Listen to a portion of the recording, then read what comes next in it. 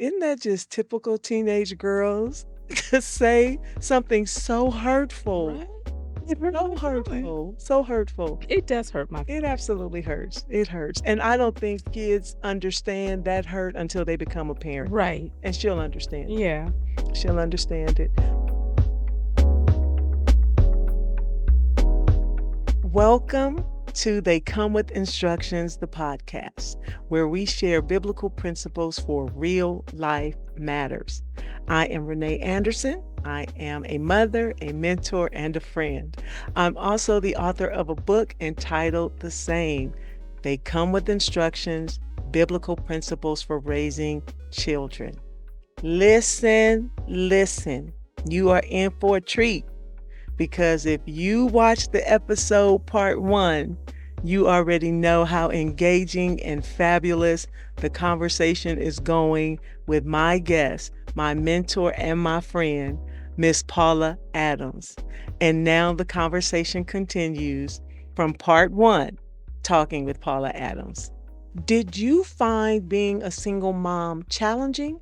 Or even with the good support system, it was still challenging? With the good support system, it was still challenging.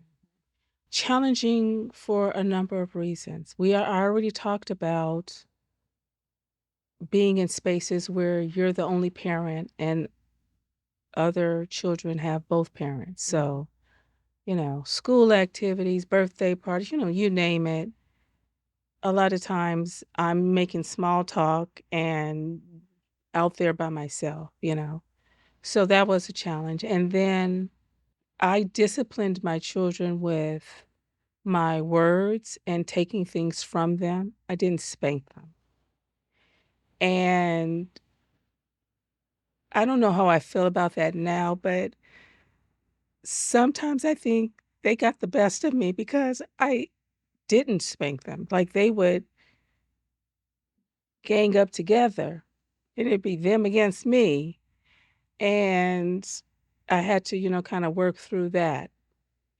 Um, but it was challenging. And as a woman, I was lonely as well. And, as a career person, I had a lot on my shoulders to, manage. And I'm not the best cook. And I'm not really interested in PTA. But those kinds of things are important to children. They want you to be involved. They want you on the field trips. They want you. And if I had $1 for every time my daughters told me, "You're the only mother who doesn't fill in the blank," I was always the only one who didn't do X. My oldest daughter told me many times, and it hurt my feelings, but I just act like it didn't. "I love grandma more than you, 'cause grandma would be there. Oh, Paula, I'll go on the field trip." I appreciated the help and I resented her at the same time. Like both were happening at the same time. That is so good. That is so good. There's so many things running through my head. So you have the resentment, but the appreciation because at least your daughters are getting what they need. But isn't that just typical teenage girls to say something so hurtful? Right? It hurt my So feelings. hurtful. So hurtful. Man. I was talking to my oldest daughter yesterday. Like I said, she's 26. And I'm driving home from work, and that's a good hour where we can catch up, you know. And she had been talking to me about a graduate degree that she wanted to get, and I had been encouraging her to go down a particular path. And she didn't she wanted to do something different. But yesterday, this daughter of mine told me, "Oh, I called grandma yesterday, and she said the exact same thing I have been saying."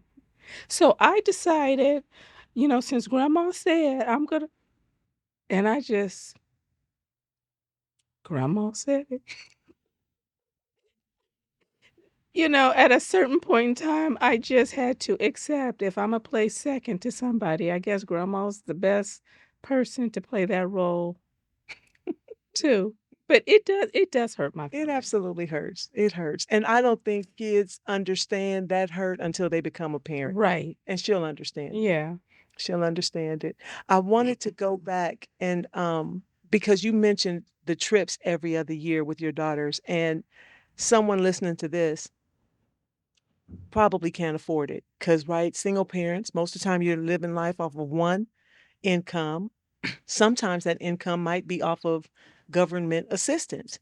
So, being able to travel the world was definitely a blessing.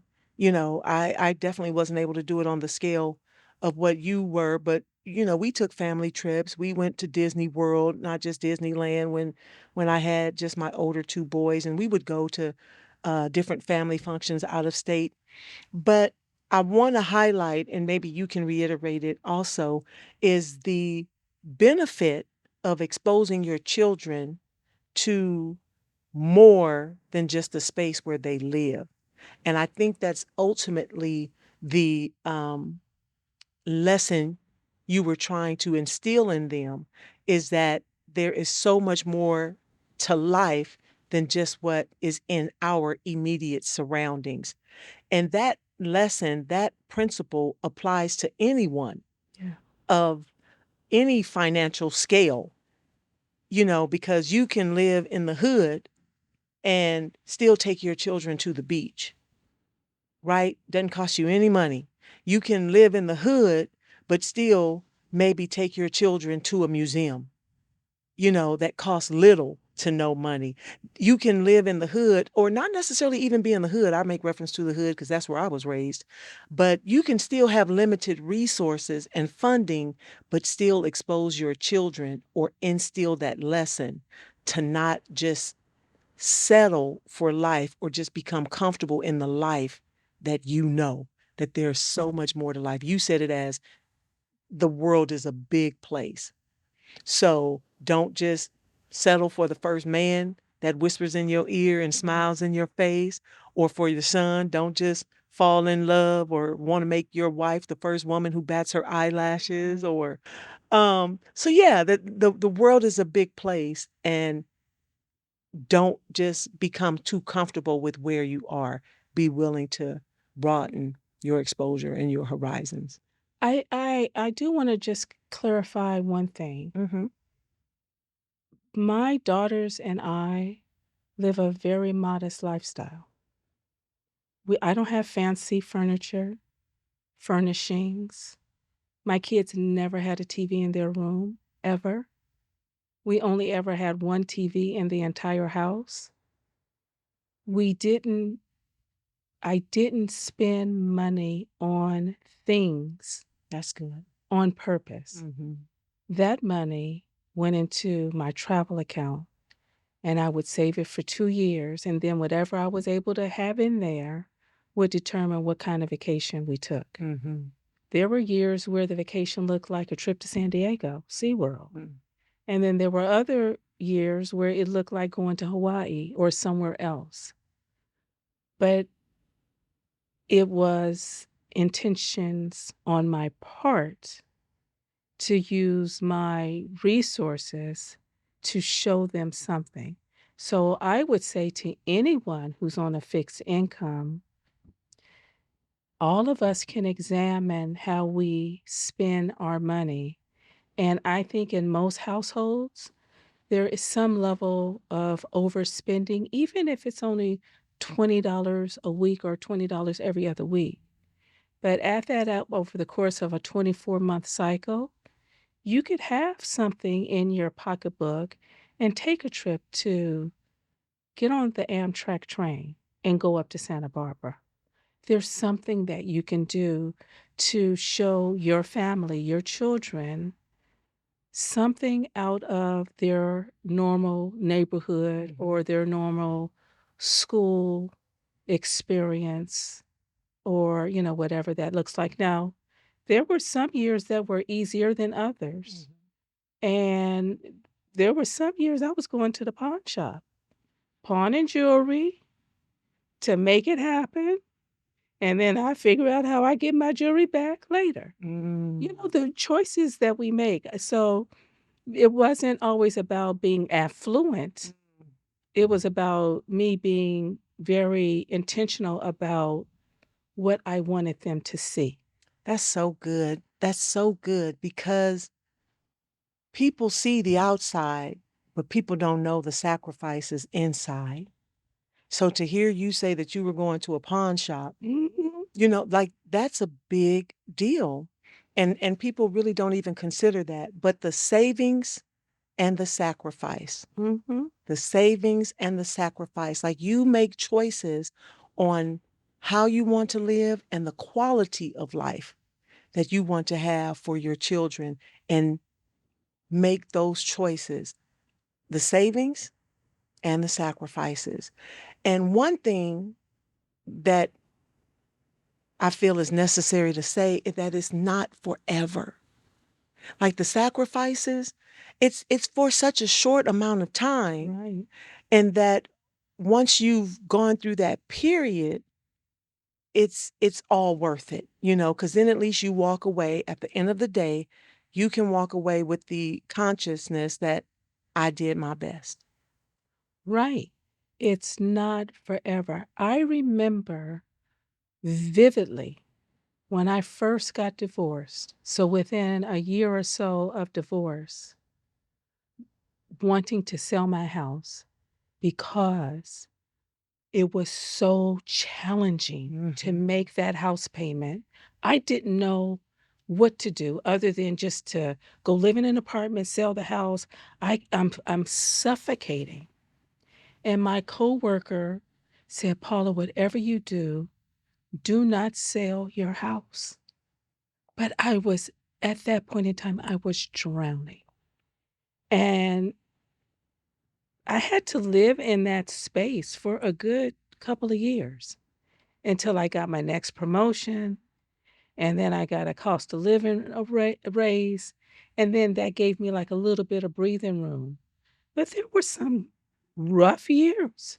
You were raised in a good home. You mentioned, your parents and your four siblings. What was like the dynamic in your family home? And was there anything from your rearing that was super important that you instilled in your daughters? A couple of things. Mhm. My parents are not the type of people who give hugs, say, I love you. You're well taken care of and you know there's love, but that's not them. So I always tell my children I love them. I would always give them bear hugs and things of that nature because that wasn't the way I was raised. And to demonstrate that differently felt to me like I was breaking another one of those curses. And I always wished that I had a I love you or a hug. What we would get would be a spanking or yelled at for discipline. Children just need that, I think. And I believe that that was a missing piece of my upbringing. As an adult, at a certain point in time, I had the courage to tell my mother, "You've never told me you love me." And her eyes got teary. And she said, "Well, you know I do." Okay, I do know it, but I'm just saying. But today, she will say, "Paula, I love you." Like she has made that shift in herself because there was something that was a void that I I had. So there was that. What was the other part of your question? Anything that you wanted to transfer from your childhood or instill into your children? Okay, so my oldest sister throughout my life in her own way. has made fun of me. We're very different. We love each other, but we're very different. So she academically was far superior in academics than I was. I was more of the, well, this is good enough. Next, where her goal was the straight A, you know, and that wasn't the type of student that I was. So if I mispronounced a word or didn't do well in spelling or they were talking about whatever and I didn't understand what they were talking about, she always made fun of me. And I didn't like that. So I was determined at a very young age that I was going to beat her. And what beat her meant to me was, I'm going to make more money than you. That was that was the goal I had for myself from childhood, that I was going to out earn her because she always made fun of me. Wow. Now today, that looks like, Paula, did you write that or did you use AI? Oh, as though it's a bad thing. It still exists It today. still exists today. And I'll say it was AI. And, like, if I can't be clever and this tool can help me sound clever, I'm going to use the tool. Now, those were the things and still are the things about her that have been thorny for me. Mm-hmm. But I earlier talked about support. That same sister would support me early in career where I didn't really write the best. I would write my reports, I would give them to her. She would edit them for me. I would incorporate her edits before I turned in my work. So that was helpful. Mm-hmm. She talked about me, but she did it. And she was an English major. Mm-hmm. She wrote very well. There were several times in career where I had to do something for the very first time and I didn't have an example. And she would say, "Oh, I'll go with you." And she wasn't working there. She would take off wherever she was working, go with me to City Hall, for example, pray over the room, say, "Paula, it's going to be okay. I'll be sitting right back there." She would do those things that were comforting. I still got talked about, but I got the support. So I have to put the bad in context because that's just her personality. But as I was growing and an adolescent, I didn't really understand a lot. I could look at it differently now. Now, when I get the little jabs, I'm just like, whatever. I like jewelry. I like makeup. She doesn't. Why are you all dressed up? This is normal. What are you talking about? So those things still happen, and I never wanted my children to have that experience. Now, there are just two of them. So I was very conscious about, you don't speak to your sister that way. She is your only sister. She gets to be a different person, her own person. Being like you is not the goal. Mm-hmm. Being the best of who she is, because they're different. Mm-hmm. And that's okay. And I still have to have those conversations today. Mm-hmm. It's very easy to do the comparison thing. Mm-hmm. And even with social media the way it is, Yes. and you see all the highlight reels out there, and it makes it look like everybody's life is so much better than mine. Perfect. Perfect. I have to remind them, no, Yeah. Yeah. That played out in my family is I'm the youngest. And so I was always just what you're saying, but I felt like it was bullying or I was treated poorly or I was, if they were sneaking to do something, like they didn't have to worry about including me in it because, it was just I was just always kind of slighted.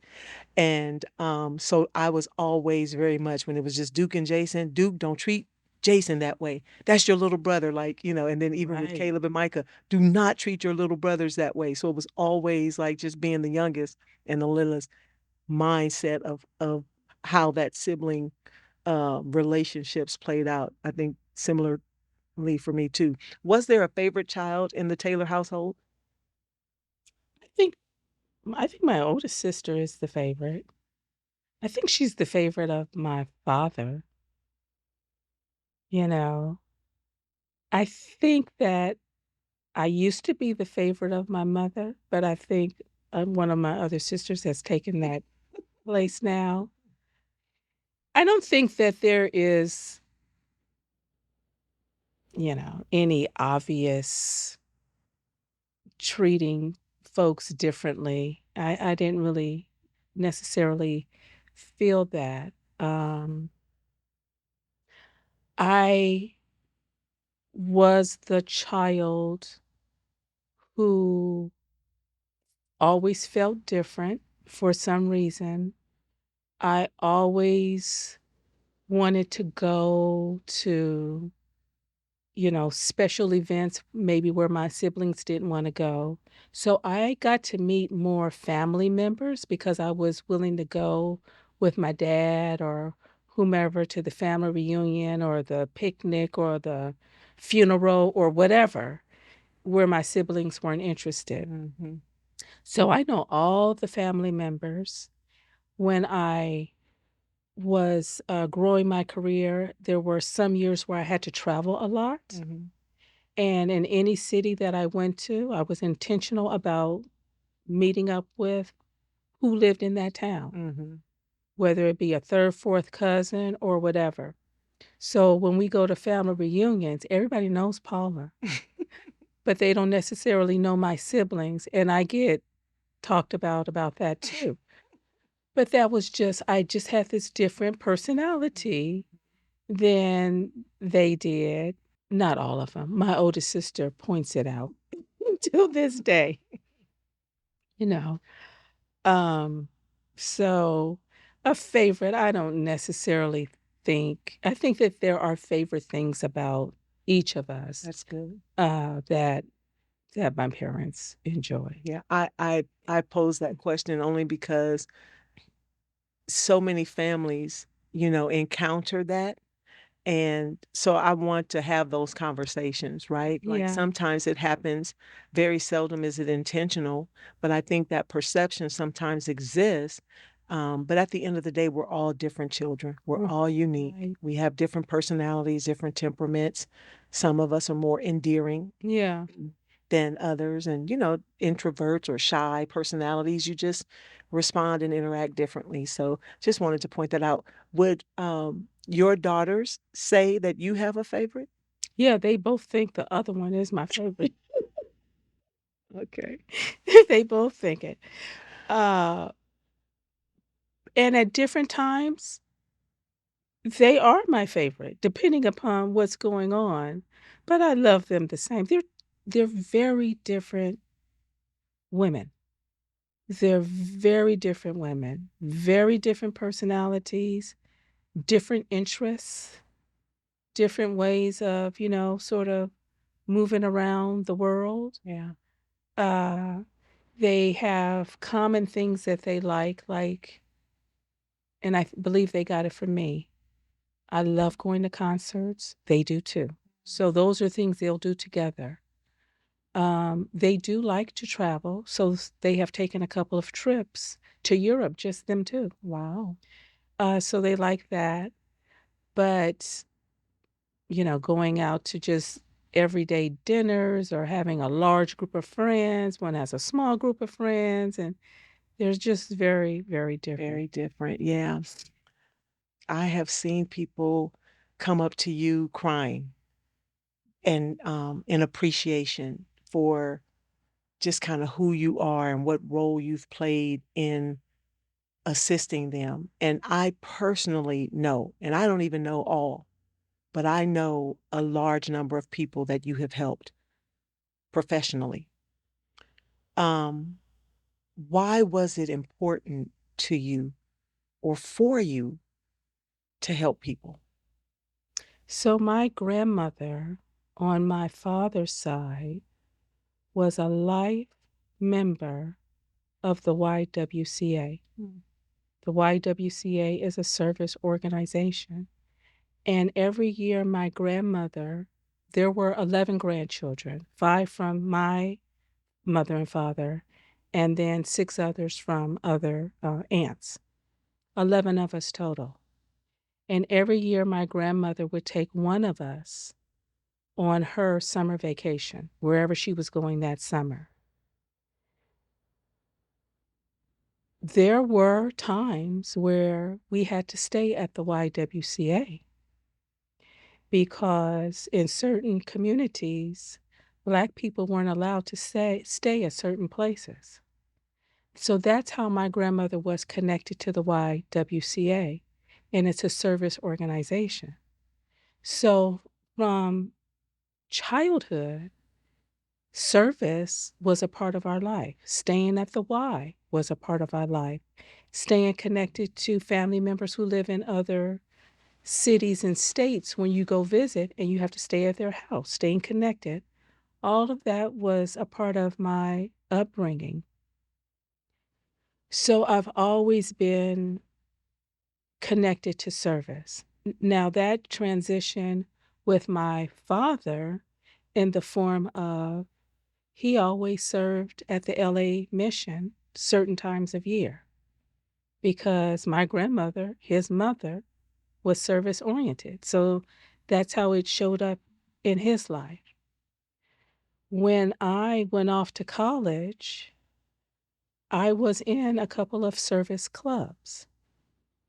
It's just always been something that was within me to give back.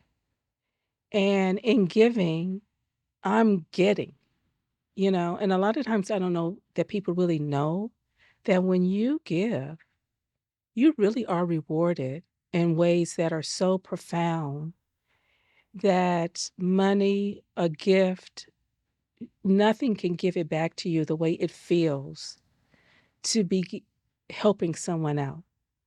When I graduated from college, I um, volunteered at an elementary school in near the Venice area for years as a clerk typist, senior clerk typist. Every Tuesday and Thursday after work, I went and tutored kids. So it's just been a part of who I've been very organically. But when I was going through challenging parts of my life and I was in therapy, group therapy, I learned in those spaces that one day I would be a blessing to someone by just sharing my truth. That there would be, who knows when it would happen, but there would be a period of time that if I could share my truth, what I learned in those settings, I could give back. And by golly, didn't that happen? By golly. It just, just like they said it would happen, Mhm. it did. And because of how badly I felt at certain points of time, and when I would hear a problem or a challenge or a career goal or aspiration that someone was trying to get to, like, I really did know how that person was feeling because I had experienced it myself earlier in time. So it was relatable to me, Mhm. and then to be able to give a portion of what I learned back, it probably felt very good to the person who was receiving it, but the gift that I was giving myself was so much bigger. So oftentimes it is strange, if you will, when I get the, "Oh, Paula," because that person doesn't know what I was really giving to myself. You know what I mean? Yeah, yeah. And I had to learn just over time just to sit in space and say thank you Mhm. rather than, oh, it's okay. Oh, it's not. And push back and just say, you're welcome or thank you for saying that. I had to learn that. Yeah. I struggle with that. I feel like I have to make a conversation or deflect or to just sit in that thank you. Right. Yeah, that's good. The principle that you're alluding to is that it's more blessed to give than to receive. Mm, And the Bible is true in just that what you're saying. If you're in a position to give, if you're in a position to help, one might think, well, yeah, well, I'm more blessed, because I can give and because I can help. But really, the reward and the result comes after the deed, after the help, after the action, because the blessings continue following that. And so many times people don't know that, and they'll hoard their information, or they'll um, protect or restrict from sharing with the population because they feel like they have to limit the opportunity and keep it for themselves. But really, the blessing comes when you help others. right. And, I think as we mature, we recognize that the pie is big enough for everybody. Hmm. I don't have to really hoard anything. Whatever I know, if you want to know and you ask me, Yeah. I'll share it with you. It's so remarkable because that is the attitude of many great leaders. I'm learning the more that I'm, reading and being exposed to great and dynamic women such as yourselves. Like that really is the mindset. Mm-hmm. But people who have the limited mindset and the stingy kind of they remain kind of at low level. But people who I've seen advance and excel, they have that mindset. Because when you're in a leadership role, you can only lead if people are willing to follow you. And they don't want to follow you if you stingy, mean, unkind, you form opinions where they don't necessarily apply. You have a closed-minded way of thinking. Yeah. You're not willing to grow. You're unable to say, "I'm sorry. I messed up. I regret doing that. Oh, I didn't know. I'm sorry I made you feel that way." When you just when you, like, lead from kindness, and I know we're not perfect, because I can be mean sometimes, but when I sit back and reflect, I'm like, "Oh, Paula, you could have done that better." I am not ashamed to say, "Do I owe you an apology?" And when you do those things, you really are connecting as a human, Right. and you are giving space to people wanting to follow you, Mhm. wanting to follow your example, even with all of your imperfections. Mhm. The other way is not the way. I've learned that over time, but I think at my core, I've always been a kind person. I think when kindness did not show up in me in the early years, what the recipients were really seeing was that I was unhappy. And my unhappiness showed up as not being the most kind person. Yeah. But it wasn't really that I felt mean. I was just unhappy. Mhm. Hurt people, Yeah, hurt people. right. Yeah. So how do you deal with the weight of the responsibility of the leadership, of being a role model, of people coming up to you and like, "Oh," how do you deal with that? I don't know. You know, I'm in a second chapter of career now, which is very different than chapter one. Chapter one was 31 years with the city of LA, rising to executive leadership, pretty early in career, and being in that space for many, many years.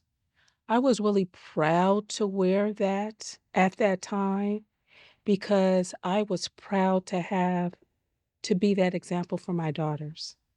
I loved it. That was the best part about it. It made all of the challenges for me worth it. That they knew their mother was in the boardroom, or they could come to my office and, just be wowed. It was worth all of the heaviness that went along with that season of life. Yeah, yeah. Now I'm in a different chapter, still in an executive leadership role, but my kids are grown. So now my mission is just to give back. This team that I lead in the human resources department, I bring to the table at this point 36 years of knowledge. You better come get some of this knowledge from me while I'm here, and I will freely give it to you so that you can grow your career. That is what I'm contributing. I like the teaching part of it all. Like, I'm enjoying it differently this time. Now, I still struggle with the adoration, like oh, Miss Adams, oh. I and I have learned through executive coaching just to say thank you. But I don't necessarily feel that in the inside. It's like if they only knew, you know. So now, on the other hand, and at the other end, right, you have shared with me people who can't stand you, or, I may know some people who try to avoid you when you walk into a room. How do you deal with that? How do you deal with the haters? So for the haters, if I believe they're going to be in a space that I'm going to be in, I go out of my way to make sure I look my best before I step in that room. And I read a book that's called Jesus is Calling every Mhm, morning. mhm. Who gave you that book? I think you did. Ah, I think you did. Or Mother Robinson, one of you. that was me. Don't give Mother Robinson my credit. That was me. So I read it every morning, and it sort of sets my day. In particular, days that I believe that I'm going to feel a little extra stressed or challenged. It's almost as if the scripture of the day like fits exactly how I believe my day's going to go. But learning to start my day with saying thank you. So, whatever I think the day is going to be, and I think the challenge is, I just say thank you that it's going to work out. Mhm, I know you are going to work this out for me. mhm. I know I'm going to, walk in with confidence. I know I'm going to show that I'm unbothered. Thank you for giving me the tools to do that Mhm. before I even enter the space. I get up a little extra early. I'm very intentional about the colors, the glasses, whatever. And there are times, Renee, and I will admit that I put on an Academy Award winning performance. I put on my actor's hat and I do what I need to do to get through the day. Sometimes it gets to me more than others, and I've shared that with you privately, Mhm. because whomever the haters are, oftentimes when I learn about what the issue was, I don't even remember it, let alone did I mean whatever their takeaway was. You know what I appreciate about that conversation, Paula, is that so many people will say, "Oh, I just ignore the haters. Oh, just let the haters hate." Or they, just kind of brush it off or make light of it as if there are no emotions or feelings behind that. So I appreciate your transparency and your authenticity to really, you know, express that there are feelings behind that. Like, we're human. And as much as you ascend, as much as you have accomplished, as fabulous as you are, like it does require some preparation, some build up to really navigate in the space of your haters. Like I appreciate that. And not many people truly offer that. So thank you for that. It's really false to believe that there aren't feelings in everything, and it kind of goes back to me talking about knowing my mother had feelings in certain situations, but she went along to get along, the family, the hierarchy of the home. And I did not want that for myself.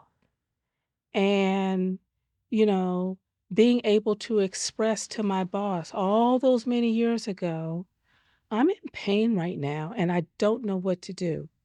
But there are feelings attached to all experiences. And when we just are dismissive about that, we're really doing ourselves a disservice because we're not dealing with it. You know, who wants to know they're disliked? Nobody. Nobody. But you also have to be intelligent enough to know I cannot change you. I can only manage me.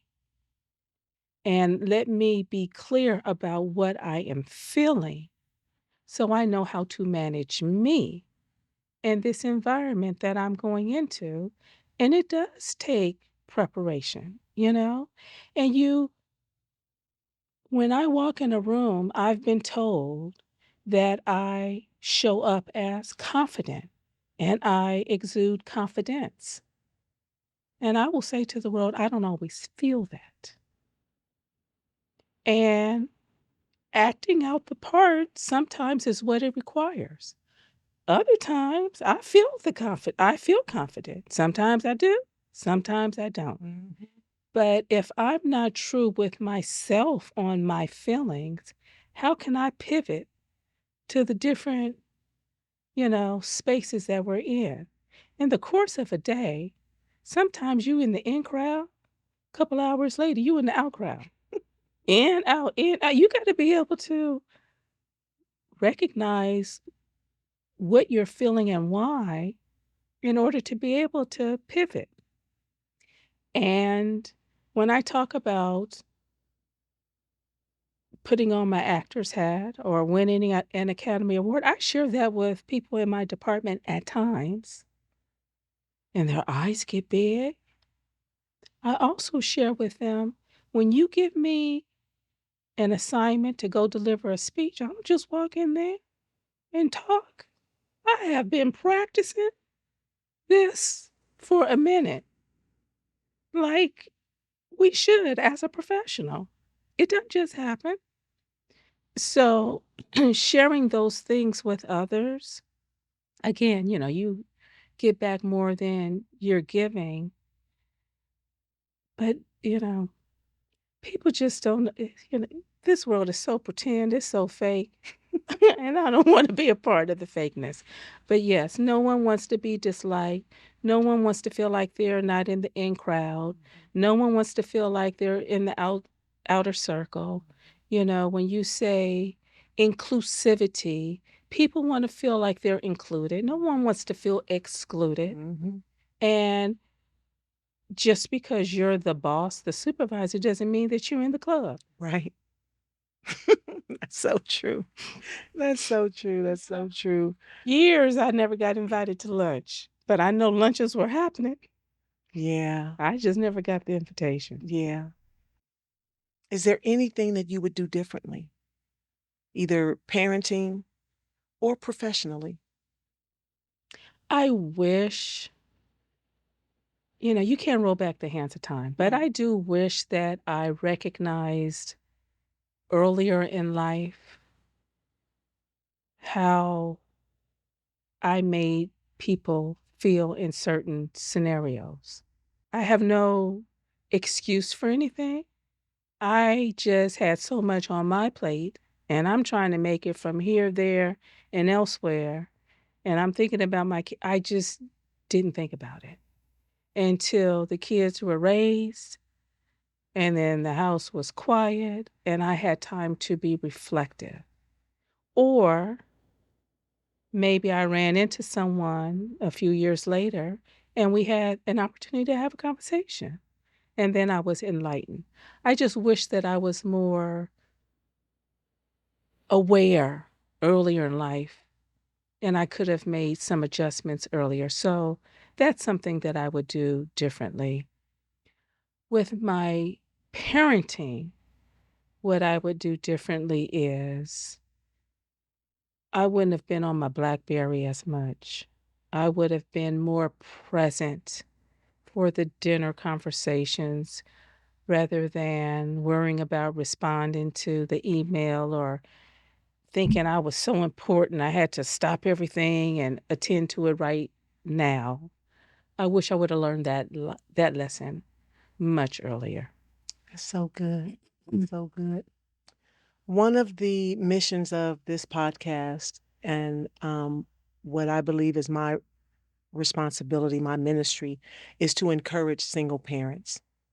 So, what is your message of encouragement to share with our listening or viewing audience? What do you offer as encouragement to single parents?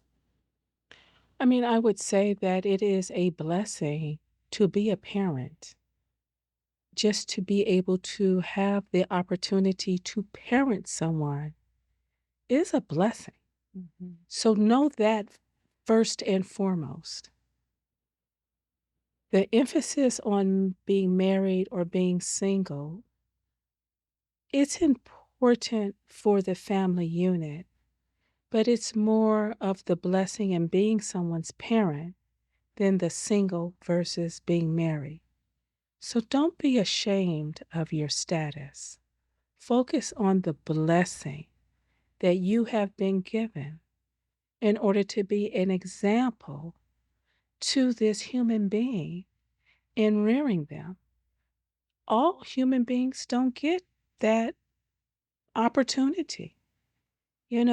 All human beings don't. I almost didn't. I didn't have my first daughter until I was 35. I didn't really think I was going to be a parent. And then it happened. But 35, you know, it's maybe normal now. It didn't feel as normal at that time.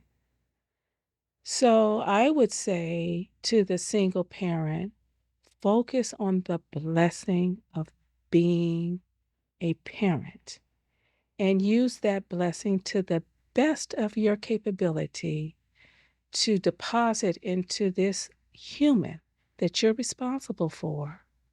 Deposit into them all that you can and be reflective on your life about trauma Mhm. and family curses so that you don't give it to the next generation, Mm. whatever those look like. And don't be ashamed that you have had trauma or there have been family curses because trauma happens to everyone. Family curses, or however the proper term is, it's in all families.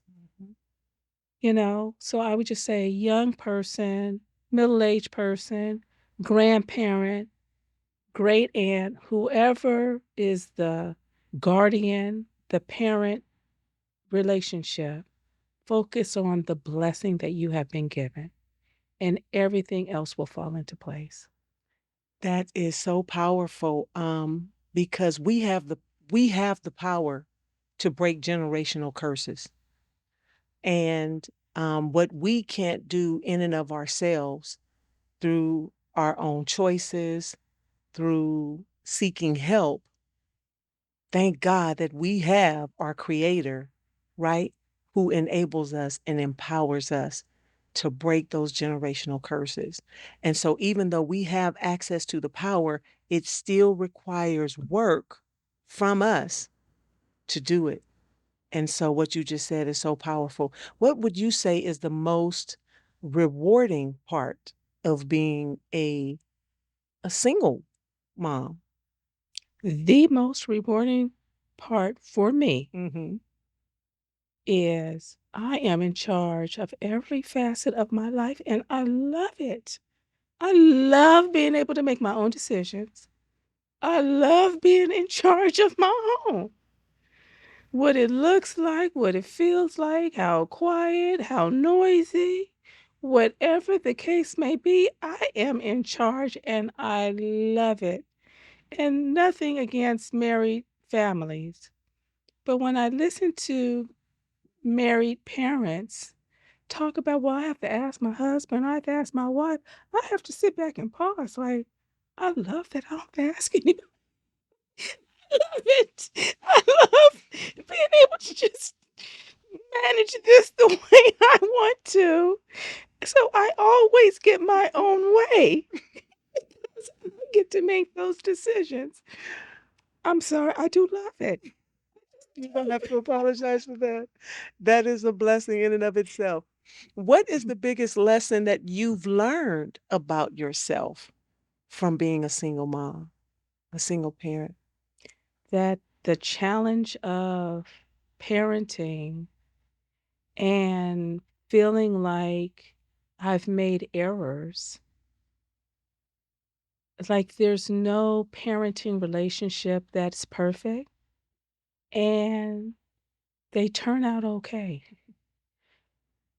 As an example, I have a friend whose son was in a development challenge where he wasn't progressing at the markers that society has placed on children where you should be doing certain things at a certain age. And I had to tell my friend, I said, don't worry. Everybody learns how to go to the bathroom. I haven't never found anyone who didn't learn how to do that. The fact that it's happening a little bit later, so what?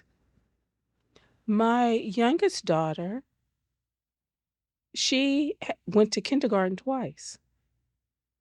And when she went to kindergarten the second time, that bothered me so badly. It bothered me so Oh, badly. she had to repeat the grade. She had to repeat kindergarten. She had to repeat kindergarten because I decided that I was going to put my kids in Catholic school, and they were going to a Montessori school prior. And when I decided to put them in Catholic school, all of a sudden her birthday didn't meet the cutoff, and that the Catholic school did not budge. And I was like, but she already did kindergarten, and she had to do it again, and that bothered me because now she's behind. But a very wise parent told me after they graduate, what's waiting but a job? Like, what difference does it make that it's going to be an extra year? They're going to get there.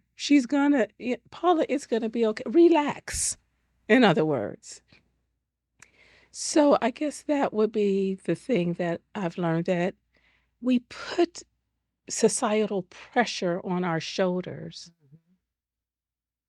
and everybody turns out okay in the end. Mhm. They all turn out okay.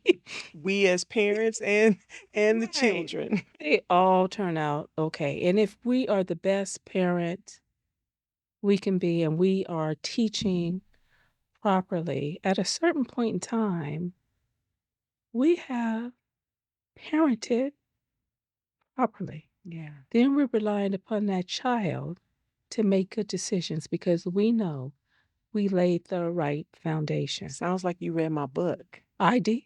They come with instructions. If you teach them properly Right. and you do all that you can do to get them grown, gone, and on their own Mm-hmm. in one piece, once you've done all you can do, the choice is up to them. Right. They get to choose. And I did read your book. I know you did. I'm teasing. I know you did. Yes. You did. Thank you. You've always been such a, as much as you are an influence, you've also been a huge supporter. I admire that about you.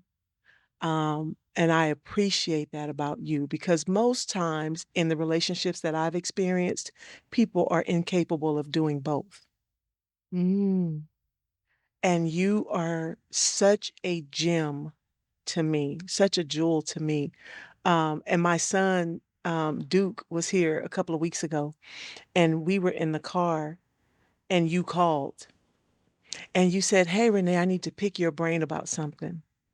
And I didn't say anything because the conversation went on to be work related, and he was in the car. Mhm. And so when we got off the phone, he said, "Mom, that is funny to me." And I was like, "What?" He said, "All I remember coming up is how much you admired Paula. And oh, Paula did this, and I'm gonna do this. And Paula did this, and I'm gonna aspire to do this. And now look at her calling you to pick your brain. How the tides have changed." Mhm. And he pointed that out to me. And Mhm. I thought, what a pivotal moment. Like, I appreciate that about you. Like that you operate in that vein. You know what I mean? Like some people think they're so wonderful, they're so smart, they've so achieved that they can't now come back and ask the people that they've helped raise, helped elevate, for advice and suggestions. So I really do. There's so many things I admire about you, but I appreciate you for You that. know, when you ascended into the role of HR director, and then we started to have different kinds of conversations. And it was at that season through present day that I've heard you say things that I've learned from. You have a level of common sense about yourself in approaching situations that doesn't necessarily come as authentic to me. We have different vocabulary, but like your approach from the beginning, no, and the way you phrase it, I'm like, oh, I never thought about it that way. So I think the feedback, if I were to see Duke and he were to say that to me, would be we're parallel now. See, it was different before, but now we're talking about the same set of situations in the same space at the executive level with the same council people, and you're dealing with department heads as well. And your approach is like, mm-mm, fired, whatever the case may be. So I received that. And yeah, shoot, wherever I could pick somebody's brain and I love it. not Thank have to you. reinvent the wheel, I'm gonna do it too. You are much more refined, and I try at work to speak more professional, and but to just in my personal space, I just let it be. It's just easier for me. Yeah. Um, I mean, we have to be who we are. yeah, You yeah, can't try and be someone that you're not. yeah, and I've come a long way in this area, but I still am not as refined as you. I'm much more expressive with my hands and facial expressions. You are all well put together. And just so anybody who's looking at this knows, we did not coordinate to No. show up here in red today. It's just a That was coincidence. and the red glasses as well. I told her when I saw her, great minds think alike. That's right. That's right. That's right. Okay, you've had an accomplished career with LAWA and the city of Los Angeles. You've already made reference to that. You retired fully. Great retirement. And now working again, back in the workforce, continuing to do great things in public sector. What is next for Paula Adams? What can the world expect or look for from Paula Adams? One day, hopefully sooner than later, but one day I want to be an author myself. So hopefully the world will see that in my future at some point in time. I want to tell maybe I don't know what the story will look like, but I have a lot of thoughts about different experiences that I've had, and I want to find a way, a mentor to get that on paper and be an author. So hopefully the world will see that. That's a goal of mine. Another goal of mine is I've never been so close to politics as I am now because I work in a smaller city. Hmm. So I'm very close to the political scene, the behind the scenes, and all of that. And while I have no interest in joining that community in the city where I currently work, I do have an interest in getting involved in my community at that level. I'm not saying run for a political office, but what I am saying is my assemblyman, I see him at the grocery store regularly. We've had conversation. I've um, offered up my backyard to have like a meet and greet for some of his constituents, like some of those sorts of things where I can make an impact in my community in a different way. I hope the world sees that from me as well. Yeah, yeah, that's awesome. Back to the public service from your grandmother, what she Yeah. instilled. I love when I run into him at the grocery store. I was at a conference and I just met him and I got to talking and we took a selfie. And then one day I was at the community grocery store and I saw him with his wife and I just went and tapped him and we hugged. It just was the best feeling. I don't think if I worked, I don't think if I ever, if I didn't have the experience working in a smaller community, that I would have felt like, oh, I want to do this. But being so close to politics and working in a small city, you kind of see things differently, Oh, for sure, for sure. for sure, for sure. Mm. I am so proud of you. I you have been transparent enough to share with me some of your struggles. Um, but still you rise. I am so thankful that you avail yourself to me and that I have access to you. I am so thankful that the when life served me lemons, you were there to show me how to make lemonade. Hmm. Um, the world is a better place because you're in it. Oh, thank you. And I mean that from the bottom of my heart. I know a lot of church people, and I don't put you in that category. You're just a good person. Thank you, Renee. And I really hope you hear my heart in that. I do. Um, so thank you. Even to take time to come and share my podcast, another venture of mine, you're here supporting me. Any last words before we sign off? I think that this chapter is allowing me to see you shine, in a really special way. And it really did start with you taking that leap of faith and exiting your earlier career. That wasn't easy to do. It took courage. I knew you could do it. It wasn't easy. It was hard. And you did. Then you wrote the book. Now you're in charge of this group in Southern California. You have this TV show.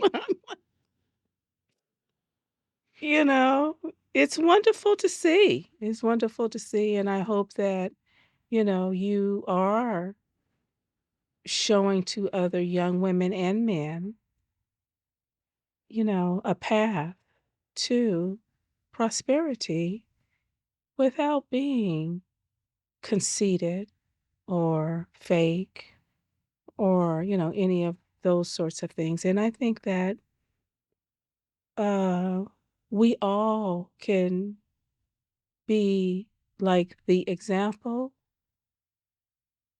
here, and then over here, be the student. And that's okay. It's just a good place to be. We can all learn from each other And let's be humble enough to say, in certain spaces, I'm the student. I'm watching you. Like, oh, this is how we do this? It's wonderful. Yeah. Again, the pie is big enough for everybody. Mm-hmm. And I think what resonated with me is just how many times you've had to ask for help, how many times I've needed help, because it's okay to ask for help. It is. It's not a bad thing. Help is available, Yeah. help is necessary, Mm-hmm. and it's beneficial. Mm-hmm. Don't be afraid to ask for help because we all need help to get to that next level. We all need help to get to that next level. And when you get there, turn around and pull somebody else up. Help somebody else. Help somebody else. Exactly. Don't act like, you know, you did it all by yourself. Yes, you studied for the exam. Yes, preparedness and opportunity have to meet up at the right time. But somebody mentored you or guided you, or you had an example or something, a sponsor, whatever the case may be. So when you make it, turn around and help somebody else out, Absolutely. because my daughters who are young adults, I want somebody in their work environments to be modeling things for them too, because I'm not there. I'm not in their spaces, Yeah. you know? Yeah, for sure. And they will. They'll reap and they'll benefit from all the seeds that you've sown. Mhm. So for sure we can be confident in that. Listen, this conversation has been phenomenal. It went way over time, so it'll definitely have to be part two. No, this is great. This is great. This is what we want. You were the perfect guest. You were talkative and engaging, and your smile is always $1,000,000. So listen, if you have enjoyed this time, and I know that you have, please subscribe to this channel. Like this video, share this video. It has covered not only the parenting aspects and tips that we want, but she also delved into some powerful leadership and professional tips that you can benefit from in your walk through life. That's what we're about here. You know how to reach us. If you want to talk about a conversation or a topic, email me at tcwi@reneeandersonwritings.com. Until next time, love and blessings.